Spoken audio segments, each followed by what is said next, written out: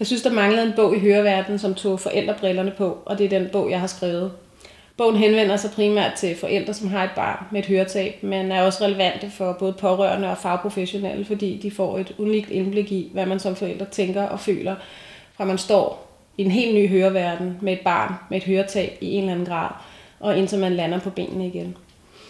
Nogle af de ting, jeg selv oplevede, da jeg pludselig stod i den her verden, det var, at der var så meget andet end barnets høretab, som lige pludselig begyndte at fylde. Jeg endte i en form for krise, i en sorg.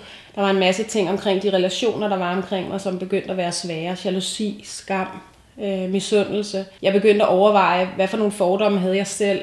Bogen er bygget op omkring alle de emner, som fyldte for mig selv, fra den dag, jeg fik at vide, at Lova var døv, og indtil jeg landede på benene igen. Jeg har mødt rigtig mange forældre igennem de sidste 9 år.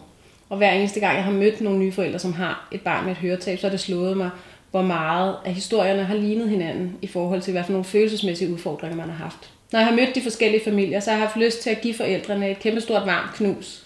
Og når jeg har gjort det, så har jeg bagefter haft lyst til at give dem et kærligt los i røven, fordi det er gået op for mig igennem de her 9 år, at de eneste, som kan få barnet ud på den anden side, det er forældrene. Bogen tager udgangspunkt i vores egne oplevelser med Lova, og derudover har jeg interviewet en lang række fagpersoner, som giver deres input og viden på de forskellige emner. Bogen er ikke en opskrift på, hvordan det kommer til at gå jeres barn, eller hvad det er, I skal gøre. Bogen er ment som inspiration til refleksion.